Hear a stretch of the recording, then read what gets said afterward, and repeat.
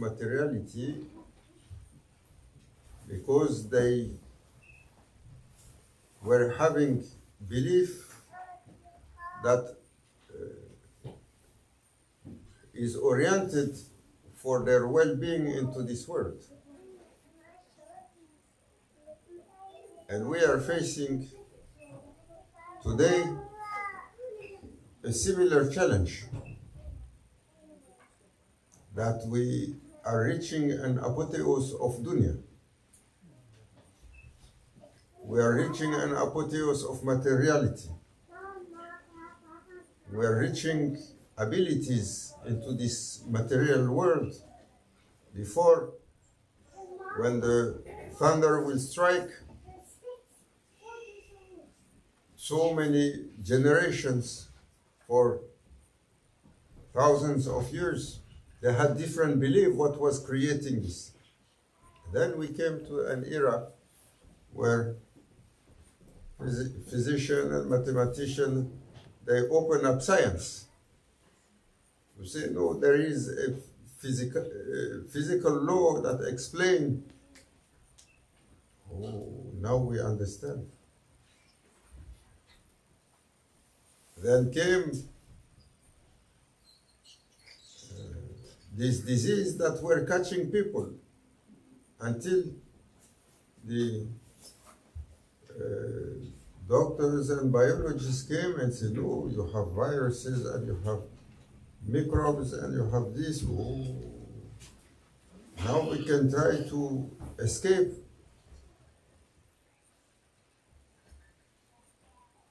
And then came a global opening to the fact that before we were living in small places and villages and area, when there is drought, starvation come, so many people will die from starvation.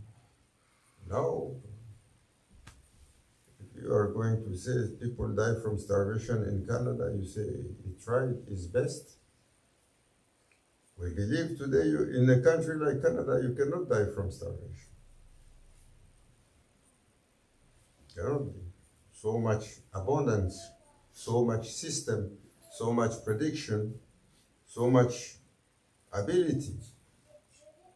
But it was not like that. If you see, I remember from the generation of my grandfather, they used to lose half of their children. Today, if we lose one child, Allahu Akbar, it's the end of the world. When you are meeting family, they lost a child, they're devastated. And we forget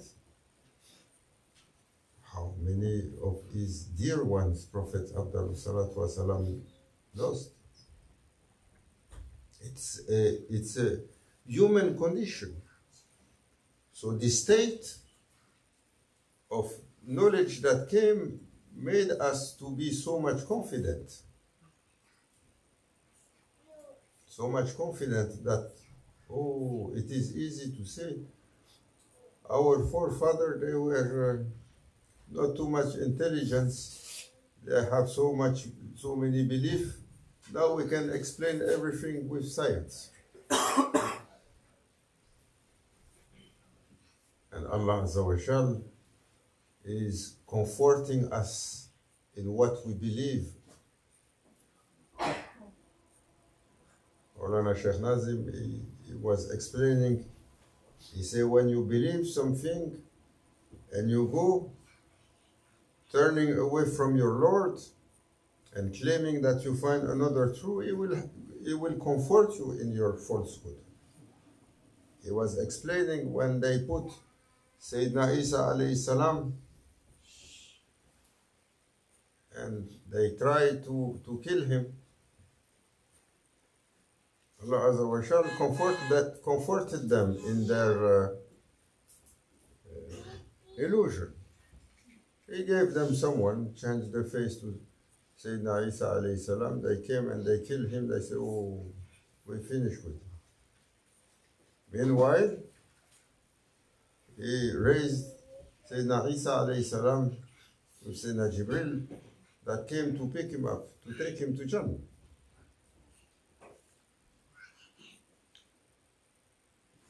So Allah Azza wa Jal is al-Latif, is subtle in even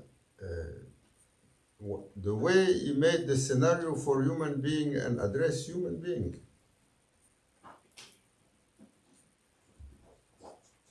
Maulana Sheikh, one time he was saying, because we discover all the science, we are thinking that we understood everything.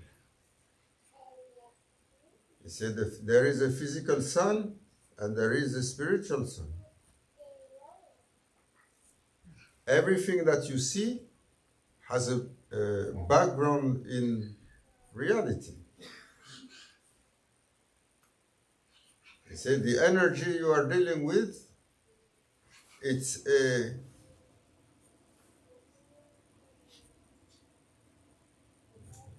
just a description of reality.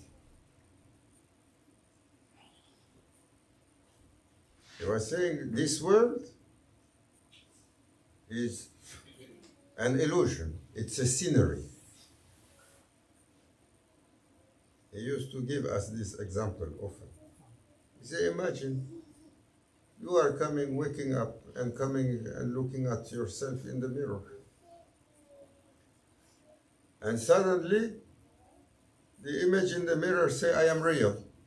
You are going to laugh. Because you know what the mirror is made of. He says, so when the children of Adam alayhi salam in this world say we are reality, angels are laughing. He says you are but a divine scenario, like he described one time. He said, what you see is like when there is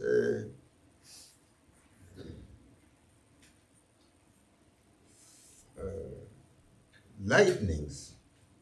Allah Azza wa Jal, when he decided the scenery of this world, He made scenarios that are like lightnings. You see it appearing, and then when the appearance is over, you cannot say it is, you cannot say it is not.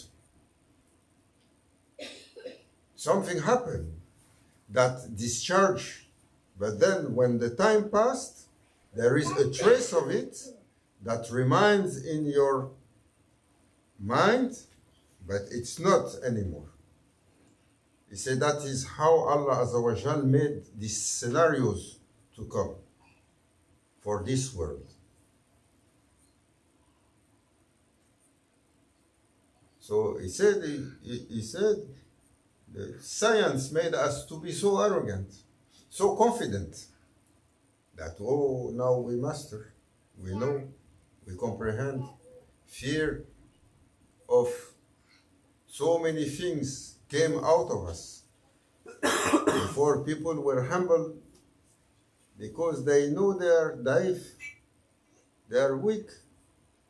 No, mashallah, we can control everything.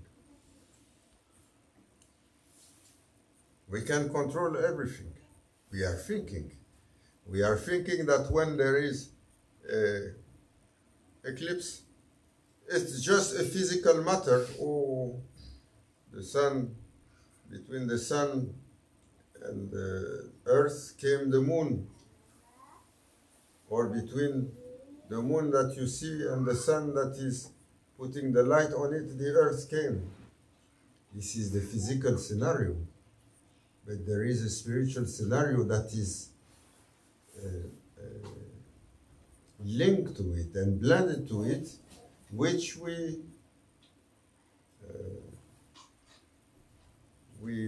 eliminate from the equation. So this science and knowledge made us to be confident and arrogant.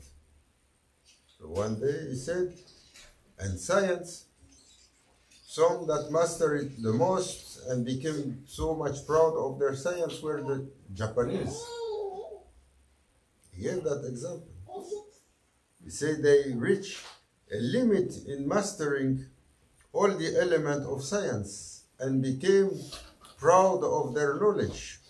They were in advance on the head of everyone. This was 30 years ago.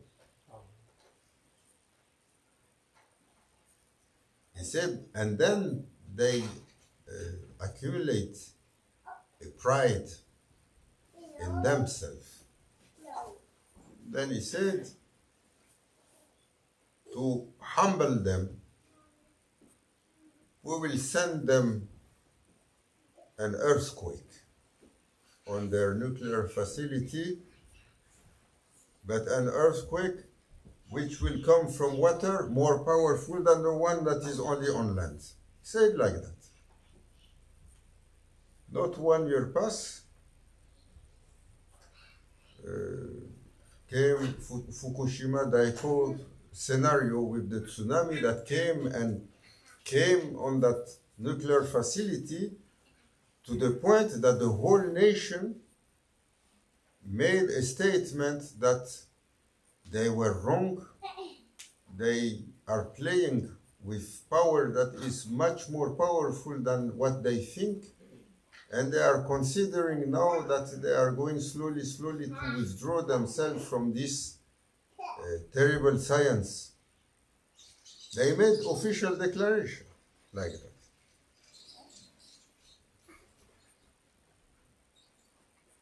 How in you, Olanash? This is not the only thing. All the time, I was saying we will teach them a lesson to make them to think.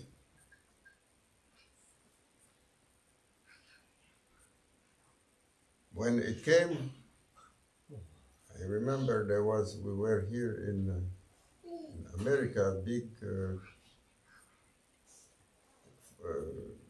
fall down of the electrical system.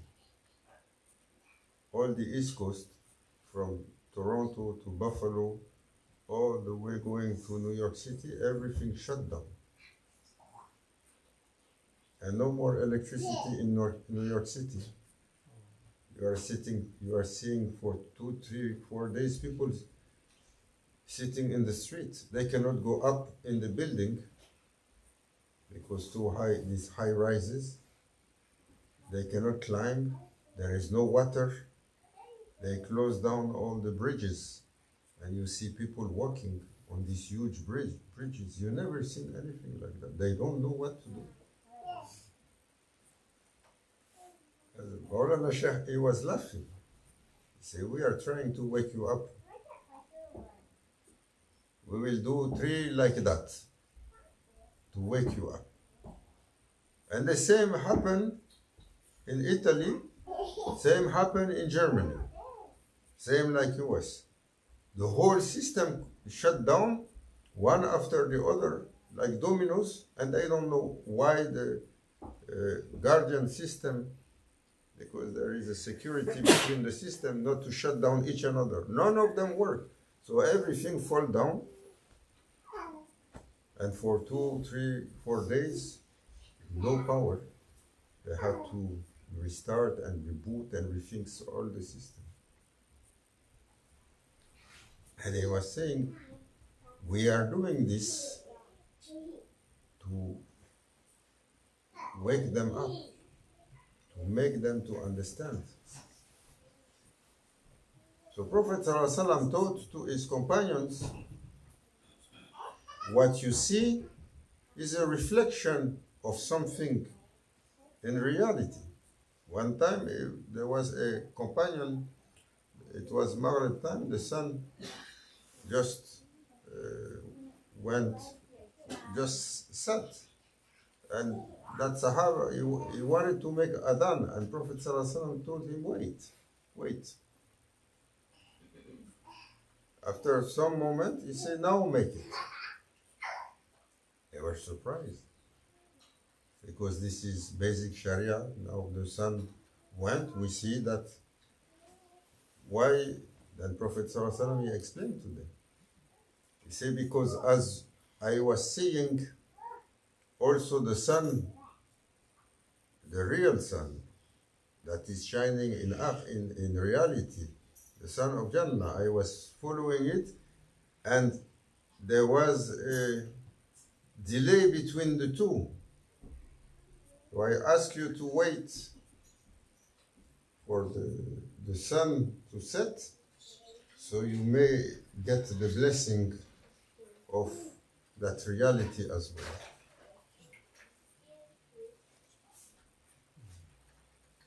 Like they say, there is a peace in the heart, in the human being. If it is good, everything about human is good.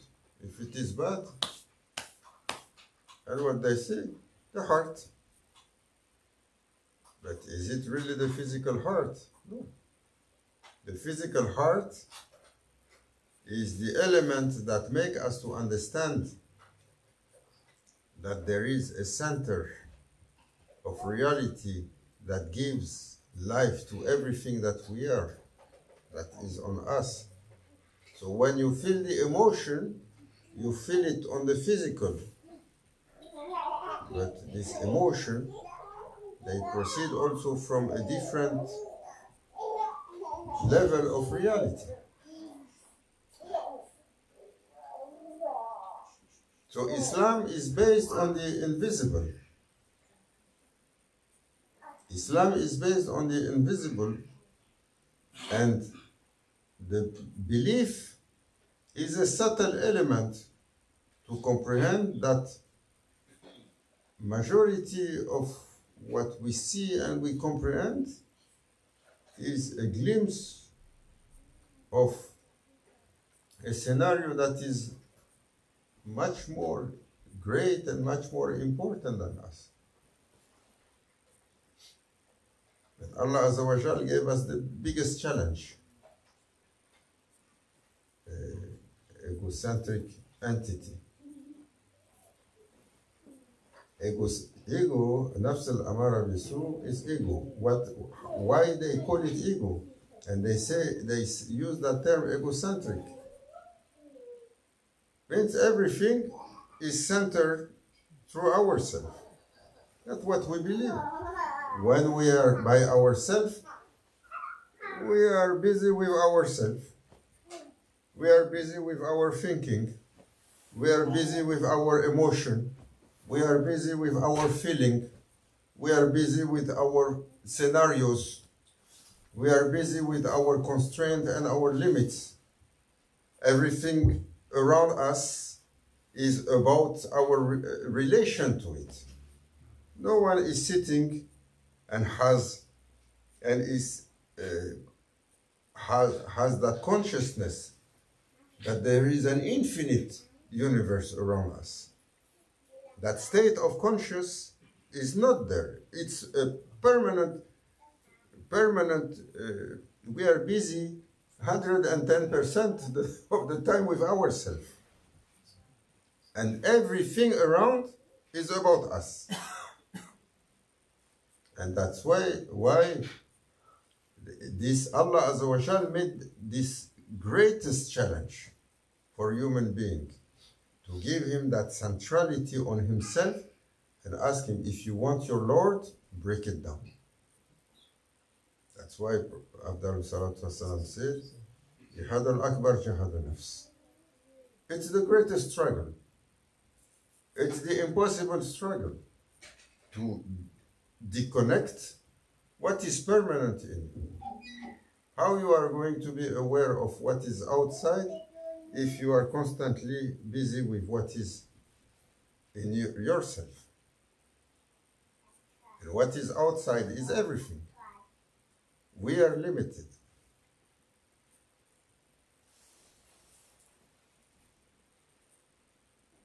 So Prophet ﷺ taught his companions,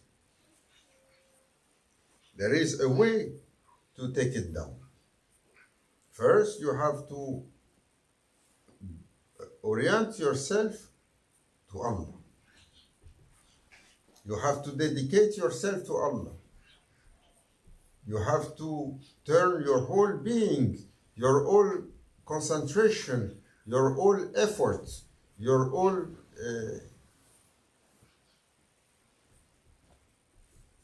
scenarios to Allah, to switch what is constantly centered on yourself. That's what we have to try to do, and how it is possible.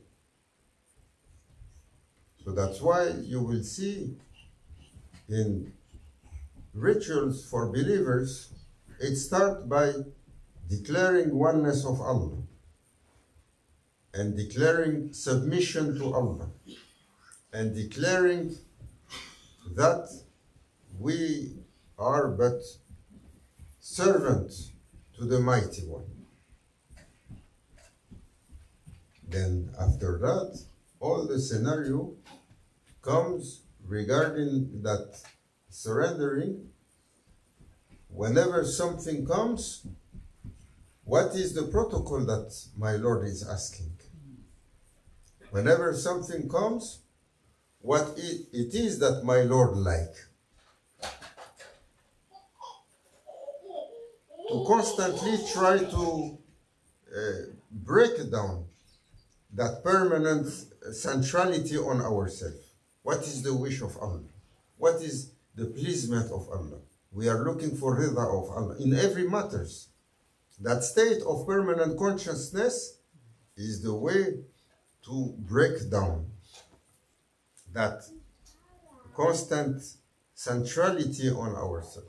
That's why people are sometimes they are saying, oh, we are looking at you Muslim, everything has a religious reference. Even when you want to put your foot in the shoes, you have to think which foot I am going to put first. Why is that? It's to build an awareness, to build a state of consciousness that you are not by yourself. The Lord created you and decreed for you a protocol to teach you everything in this world is in duality between light and darkness. So when you put that first, there is more light that when you put that first. When you enter in that room with this food, you are breaking down a barrier that brings light, but on the opposite, to enter another room when you degrade the level of reality of the room, because spaces have reality. You cannot say, oh, reality of toilet is the same as reality of a garden. No.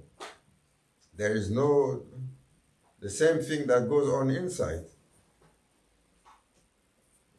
Masjid or Dargah or Hanukkah or Zawiya is not the same reality of what is in the street because of what happened inside.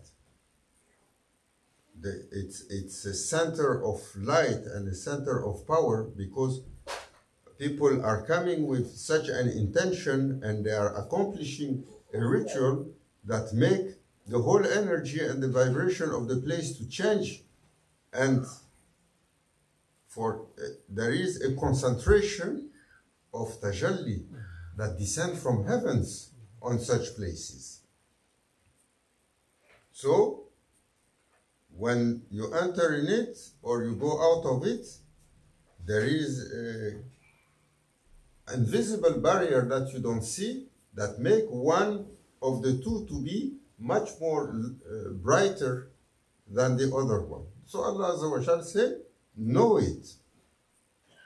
So something bring light, something bring darkness. And when you come in between the two, be aware and follow a protocol. So everything in Islam follow a protocol to send you back to your reality. But we are not building up that awareness because we are, especially in this time, that we are reaching hegemony of nafs. Like Maulana Shaykh Nazim Qaddas Salahu, he used to say, in all days, Nafs al-amara, we saw few of them among the people. You will find, because the nafs, when we describe that level of human being, there are many levels, from nafs al-amara, the childish, terrible one, to mutma'inna, going through lawama, going to radiya, mahdiya, and so on. So many levels are described by holy ones. And Allah Azza wa Jal is describing them also, because these terms that are used through the classification from Holy Quran.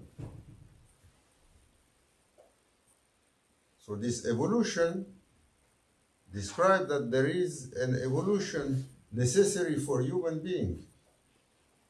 But still, Maulana Shaykh used to say, the most terrible one in all days, very few people, you know them, they were tyrants, or they were tough and bad people that you see, it's obvious. And majority of people, they had the nafs al-lawama, nafs al-mutma'inna, different levels. You say today, majority of us, nafs al-amar. You see it in our habits. Just you see how we are eating, the power of the tongue, the taste. If we are going to give us the same food 2 days in line, 3 days in line, or eating of fish one day, eating fish 2 days, 3 days after, you say enough. Give me some chicken today or some lamb.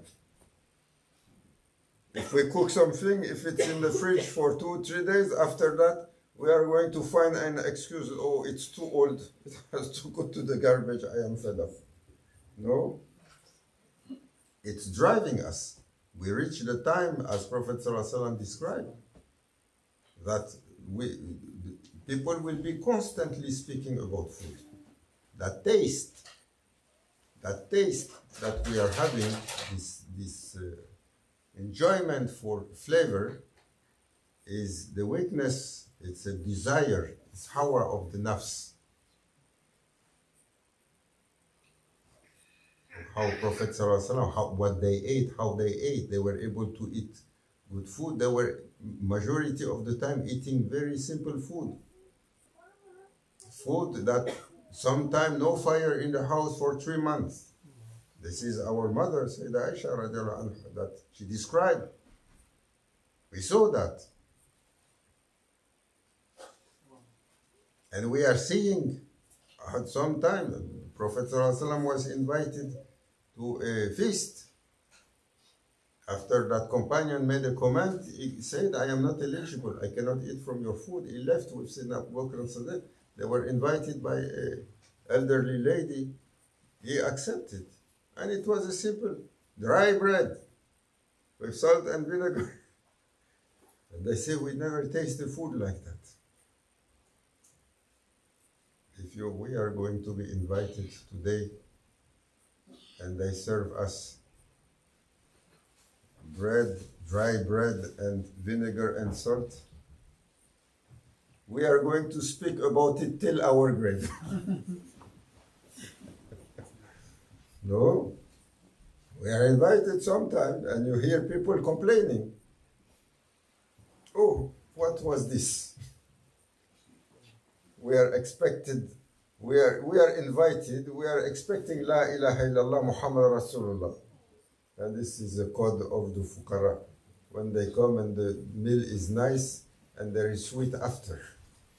They say La ilaha illallah Muhammad Rasulullah. Because there is sweet after. Oh, what is that?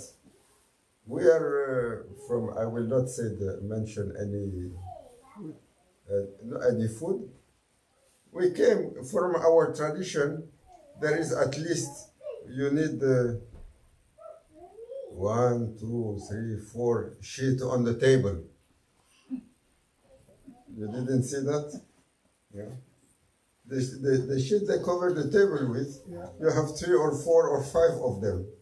Means there is going to be 3, 4 or 5 courses for the meal.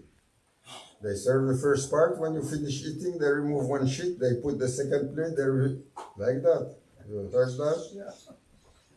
So if you are from that background and they come and they serve you only one dish, they are going to say, what is that?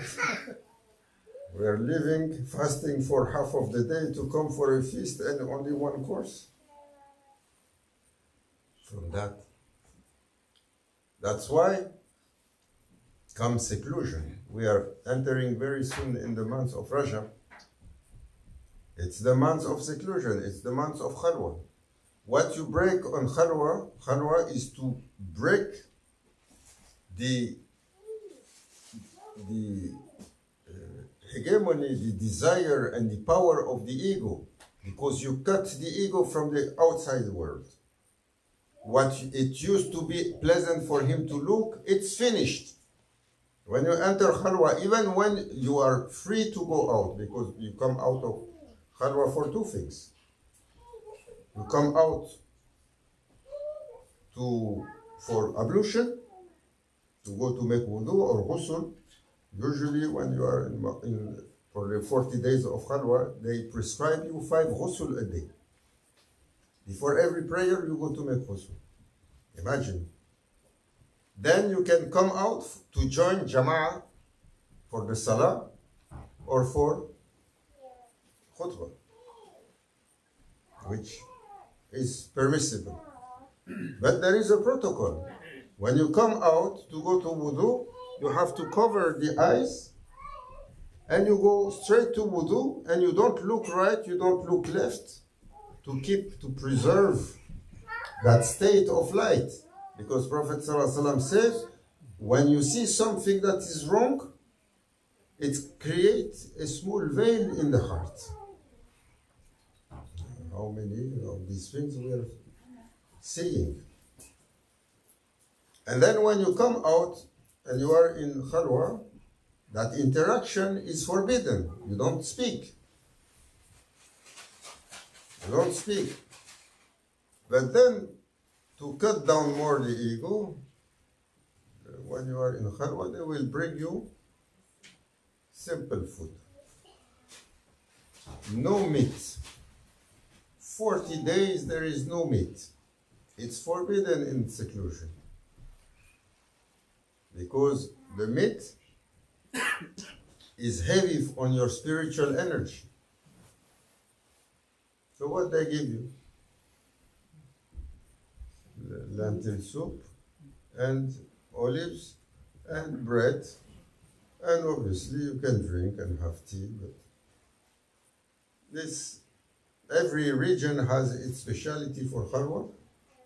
But from Maulana Sheikh, Grand Sheikh Abdullah Dagestan, Maulana Sheikh, they give you this: lentil soup, bread, olives, 40 days in line. Small piece of bread, 7 olives, bowl of lentil soup, and you keep on going every day the same thing to cut that taste. You tried that before? Try.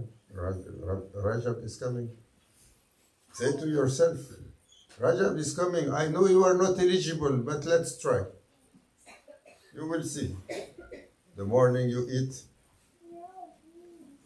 olives, lentil soup. Noon you eat olives, lentil soup. At night you eat olive lentil soup. And see how many days you will last before you start feeling a rebellion inside. Anger rise up inside. This is what we call nafs al-amara. It's a childish ego.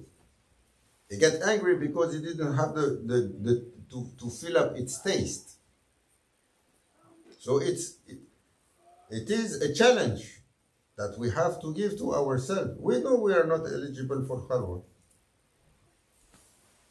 We know.